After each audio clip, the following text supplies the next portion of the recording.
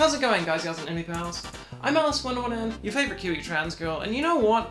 Sometimes human beings are a little bit dodgy. Sometimes humans like to get intoxicated to keep their itty-bitty little brains happy. Are you human? Well, chances are you've probably taken drugs. But drugs can be dangerous. You've got your ibuprofens and you've got your paracetamols, but you've also got your bitch dusts, your cocaines, and your tall big titty goth girl mistresses. Yes, big titty goth girls are known to be addictive, so I am including them on this list. How do you know the difference between safe drugs and bad drugs? Is it true that this is your brain? And this is your brain on drugs? I believe drug education is sorely lacking at the moment. So I thought today, to protect you, my viewers, whom I cherish and love so dearly, we would try and educate the intoxicate and teach you about drugs and safety. And we're gonna do it in a hip and cool new way that all the cool kids are doing these days. We're doing an illicit substances tier list, baby! Okay, so to start with, something nice and easy. Over-the-counter painkillers. I'm gonna lump these all together because they're all basically in the same category. These are your ibuprofens, your paracetamols, your sodium naproxens. They're safe, they're pretty weak, and their use is extremely widespread. It is nigh impossible to get addicted to them, unless someone made like a gummy, chewable paracetamol, because I'm a slut for gummies. Pretty solid drug to start with. I think we can safely rate over-the-counter painkillers as an A, but I'm going to take it down to a B because of my personal experiences. Because I seem to be completely immune to them. I'll be dying of a headache and someone will just be like, oh, take some ibuprofen. And I do. And then I wait. And it never does anything. Rohypnol or roofies. Bill Cosby would rate these very high. That is a f***ed joke, Alice. Jesus Christ. Can be a prescription sleep aid, and for that I guess it does the trick. But it is also one of the major date rape drugs, and for that it gets an absolute F. Cocaine.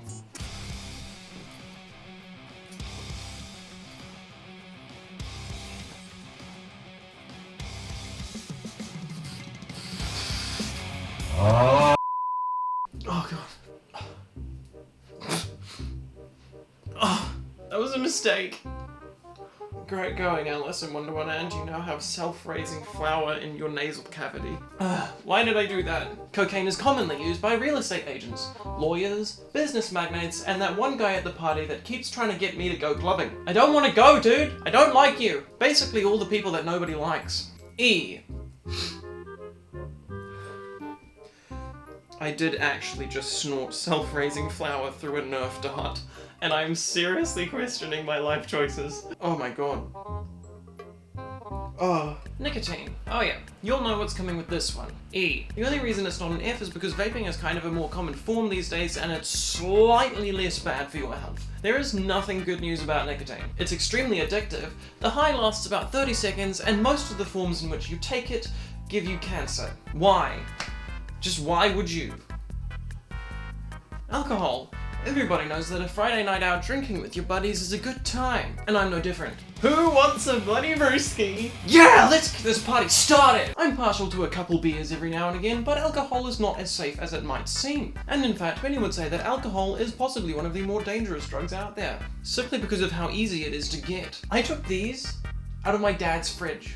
It shouldn't be that easy to get hold of it. Yes, good times can be had on alcohol, but it is addictive, it makes people aggressive, and it leads to drunk drivers. D. Ketamine. SpongeBob, my boy. I have overdosed on ketamine and I am going to die. Pretty common dissociative drug. D. Ayahuasca. Now, I'll forgive you if you don't know what this is. Ayahuasca is a drug that native Amazonians used to go on spiritual journeys. Of course, they were in fact simply tripping massive fucking balls because ayahuasca is a powerful hallucinogen filled with DMT. Still, the idea of people mistakenly going on a trip to the fucking moon in order to complete a spiritual journey is quite humorous to me. C. Heroin. I think we can all agree on this one. That's a solid F. Extremely addictive, and no one can argue that it ruins countless lives every year. Mescaline or peyote. This shit is fucking lit. Just looking at this from a nature standpoint. Evolution. The way David Attenborough would do it. Cacti created fucking hallucinogens as a self-defense mechanism. And you know what? It doesn't even fucking work. It had the opposite effect. Fucking moose eat them anyway. Moose literally just fucking eat peyote and trip balls constantly. That is fucking hilarious.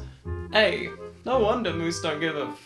MDMA, Molly, ecstasy. Pretty well known party drug. Well, I don't go to parties because there's always someone there on cocaine trying to get me to go clubbing. Callback joke. So, these are pretty useless to me. Still, I guess people can have a vaguely good time on them, and they're not proven to be addictive. D.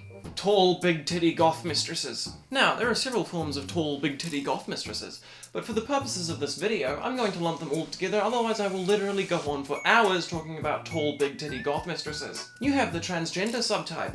Extremely hot. You also have both submissive and dominant tall, big titty goth mistresses. My personal favourite would have to be tall, transgender, big titty goth dominant mistresses. And this is because I too am extremely dominant, and in fact I am so dominant that I cannot be physically attracted to a submissive because that would be submissive of me. Domming a dom is a display of power. There is nothing more dominant. Tall, big titty goth mistresses get an S. They are extremely addictive, but almost everyone that I know who's gotten hooked is happy about it. Tall, big titty goth mistresses may well be the only drug that it's good to get addicted to. Femboys. Okay, maybe there's one other drug that it's good to get addicted to. I might have been wrong. S.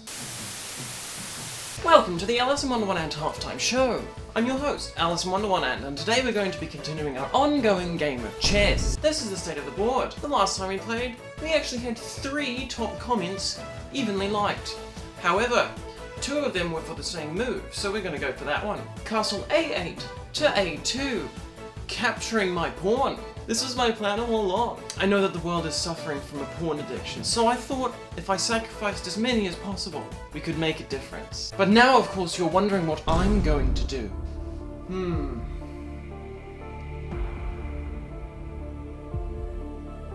I'm going to play knight h3 to f4. As always, leave your next move in the comments. We're starting to get to the end of the chess match, and soon you will see what I have been planning. You are going to die. And now to thank our Buy Me a Coffee supporters. Thank you to Doug. F you, Doug. To Bob. To Holy Cow 360. To My Name is Alice and I am donating to myself to inflate the numbers, please, please, please! I am literally begging for your money. And thank you to I'm a Bottom and did this donation myself so that I could say it as a cover. Don't say anything, Alice. Don't say anything. Anything I say, they will use against me. If I have some crazy reaction, it'll just taunt them to make more donations like that. You fucking Anyway, as per usual, if you'd like to support my channel and help me pay for surgery, my Buy Me a Coffee link is in the description. And now, back to your scheduled programming. Prescription opioids. Now we're starting to get to a line. This is where it's a little bit blurred. Codeine, for example, is an excellent painkiller and has many uses. Very useful in certain situations, but you cannot take it for long because it is an opioid and therefore extremely addictive. I would say under the correct use and supervision, prescription opioids are a B. But so many people have come out of surgery with an opioid addiction that I've just got no choice but to knock it down to a C. I'll tell you what though, when I had strep throat a little while ago and they put me on codeine, I was having a great f***ing time. Angel dust. I call it bitch dust. Don't be a bitch. D. That wasn't very educational. You're right. Bitch dust is another dissociative drug and will make you feel detached from reality. Don't be a bitch. D. Methamphetamine. Highly addictive and ruins countless lives. F. Steroids. Buff guys use them and buff guys tend to be complete c***s. D.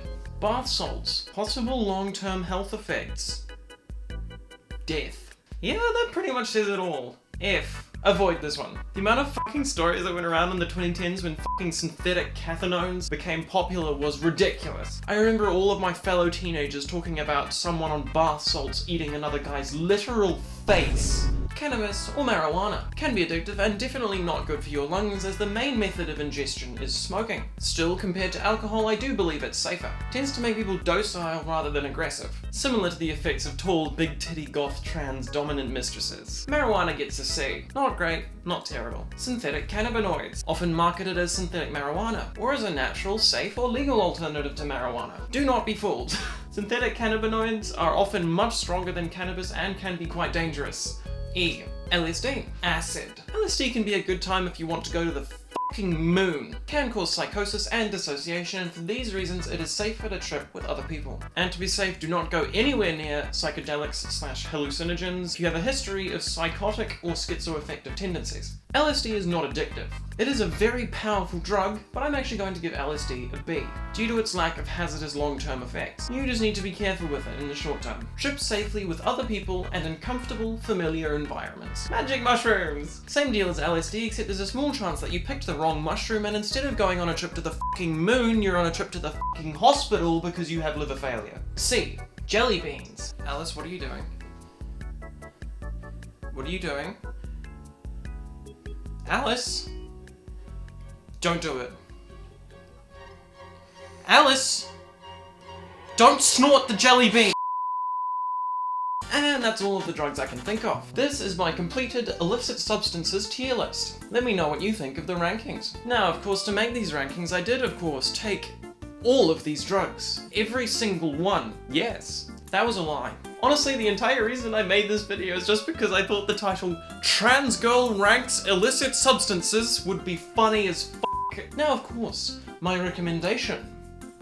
Avoid drugs. Better to be safe than sorry. However, it is human nature to be curious, and if you want to experiment, I do understand that. Just be goddamn safe and do your research. Experimental-wise, mushrooms and LSD are pretty safe if you're smart, but do not under any circumstances go anywhere near the big, powerful drugs.